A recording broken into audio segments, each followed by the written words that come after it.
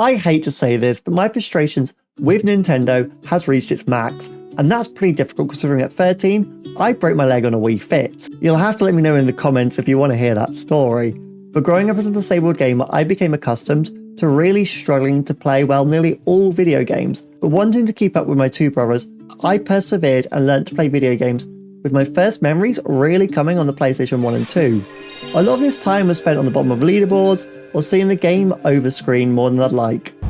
Specifically, I have great memories playing Cell Damage with the TNT Sheep, but still a lot of that time was spent getting destroyed by my brothers. So trust me, when it comes to gaming, I have a lot of patience and can cope with seeing the games over screen over and over again. But that really changed for me when the first Nintendo DS was released.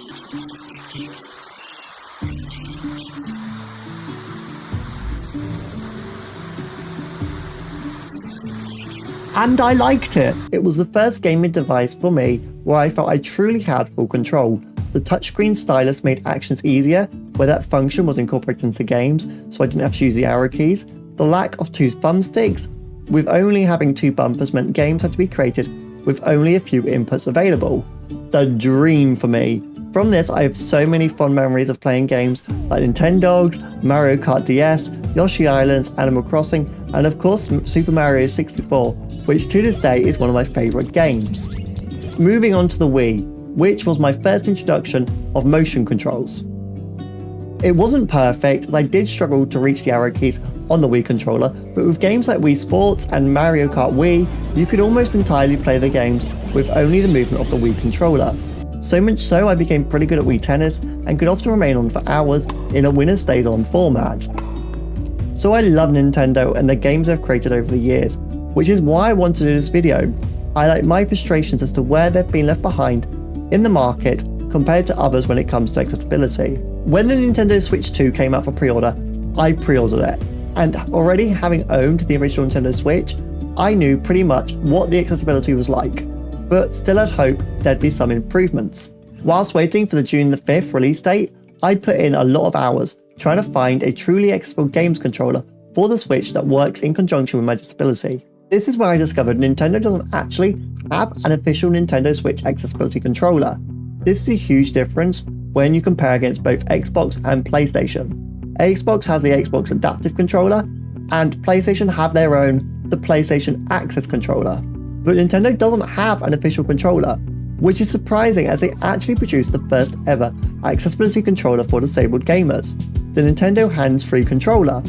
Yes, there is the Hori Flex, but that is incredibly expensive, not designed by Nintendo, and you have to source enough external buttons and switches to use the controller, making it even more expensive. I did eventually manage to find a third-party controller which helps bridge the gap, the 8BitDo Lite SE wireless controller for Xbox, but I still have issues with it, such as requiring a third-party dongle to connect it to the Switch, being able to change button inputs on the controller, and being limited to only two external switches. When in handheld mode and using a Pro controller, I utilise the ability to customise inputs all the time, often switching around the buttons and prioritising actions based on their importance in each game, as I struggle using the triggers and sometimes the D-pad. So if I load into a game and majority of the key actions are carried out by triggers, I'll move them to any of the A, B, Y or X buttons. A great example of this is actually in Mario Kart, where I've actually moved the trick button to X and the item use button to Y, so all the actions are used in X, Y and A, and then the thumbstick just to move. Which links back to what I said earlier, having a fewer inputs is literally the dream for me. But what happens when I want to play another game? Yep, you've guessed it. I have to spend approximately 10 to 15 minutes testing and setting up the inputs for that new game.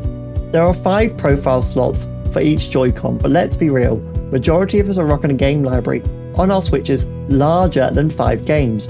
Wouldn't it be great to be able to select a profile and link it to a game, automatically entering that controller configuration when it loads and not having to worry about using more than our 5 allocated slots? Now some of you are probably thinking, can't you just change the inputs in-game? But from my game library, only Star Wars LEGO The Skywalker Saga and Rocket League provide the option to change inputs inside the game.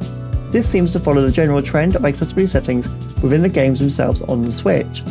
The options are normally incredibly lacking, typically only having accessibility settings of being able to turn on closed captions, very rarely providing features like changing the difficulty, adjusting time constraints, and reducing inputs like being able to remove the need for complex or rapid button sequences. The final areas I want to talk about are both things that I know PlayStation and Xbox have. The first is an option of Copilot, allowing you to use two controllers as if it was a single controller. Not only would this mean I could use a Pro controller and my 8BitDo controller together, so I have access to more buttons and my SwimPuff device, but also say you have a young child who sometimes struggles with levels, you could both control the same player and solve the game together. Yes, accessibility features also benefit everyone and not just the disabled. Then linking back to customizing your inputs, and one I wish would be available now as I'm playing through Zelda Breath of the Wild, is the option to toggle inputs. Toggle inputs is just a feature which I adore whatever game I'm on.